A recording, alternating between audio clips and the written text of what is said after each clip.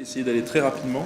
Donc moi, ce que j'ai entendu un petit peu là dans les discussions, donc déjà la nécessité d'avoir différents outils, d'intervenir à différents niveaux. On a vu l'État avec Massif Carnot, on a vu l'académie, le rectorat qu'on pourrait comparer à des employeurs. On a des choses au niveau des régions aussi. Donc voilà, comment on articule les différents outils et comment chacun intervient dans ces choses-là, c'est ce que j'ai entendu.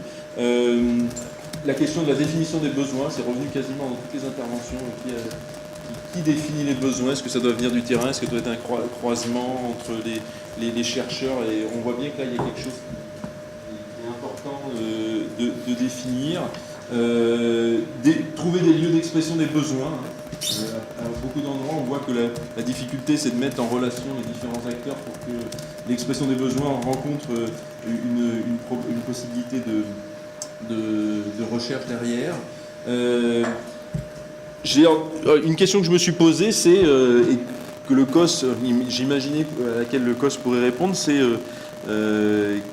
quel niveau de financement on voudrait atteindre au niveau de l'État français pour que la recherche en éducation ait vraiment une place. On a entendu 2000 €, alors je ne sais pas dans les LEA quel est les niveaux de financement, mais je pense que une question qu'on pourrait se poser, c'est quel est le bon niveau de financement pour que la place de la recherche en éducation en France ait la place qu'elle mérite et qu'elle puisse rayonner. Je pense qu'il y a vraiment une question, et peut-être en amont définir une enveloppe pour que derrière on puisse définir des choses. Voilà, c'est une question que je me pose parce que souvent la problématique de la recherche, c'est aussi les moyens qu'on y met. En personne et en fonctionnement. Après, là, on a vu apparaître à plusieurs endroits le rôle de l'ESP. Moi, j'ai quand même entendu quasiment tout le temps que l'ESP jouait un rôle plutôt de chef d'orchestre, pour organiser les choses, pour mettre en relation, pour activer les choses, plutôt qu'un rôle de soliste, et que la recherche, ça devait aller bien au-delà des sciences de l'éducation. La dimension, les neurosciences bien sûr ont été évoquées, mais plein d'autres dimensions sont revenues régulièrement.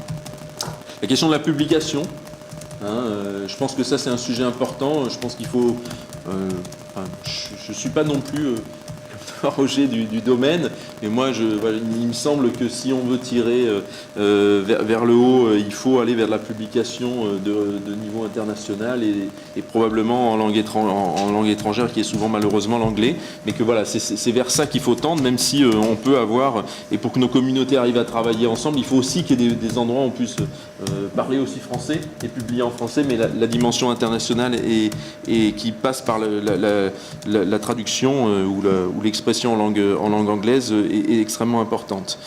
Après, on voit qu'il y a une question de communication qui a été évoquée parfois. La place des organismes. Où est-ce que se placent les organismes? Et c'est une question aussi du financement global et de la position des sciences de l'éducation dans la recherche française, il me semble.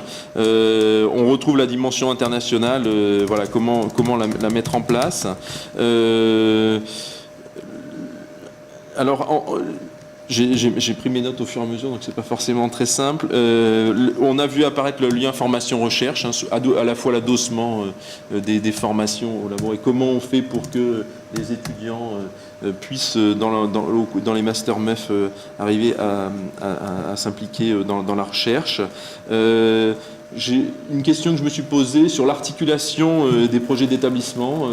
Dans le cadre des projets d'établissement, est-ce qu'il ne serait pas utile d'avoir une dimension recherche, au moins que cette dimension-là soit affirmée dans tout projet d'établissement, que cette question-là soit posée. Je pense que c'est quelque chose que nous, on pourrait promouvoir en tant que COS. Et puis, alors, au-delà de la recherche, j'ai entendu les mots expertise. Ça me semble important que des experts puissent aller sur le terrain pour transférer des choses. Comment on met en place des réseaux d'expertise au-delà des réseaux de recherche? La question de l'innovation, la valorisation, la diffusion et de la vulgarisation, qui sont aussi des dimensions qu'on doit trouver dans la recherche et qui sont souvent parents pauvres de nos travaux au-delà de la publication pure. Voilà.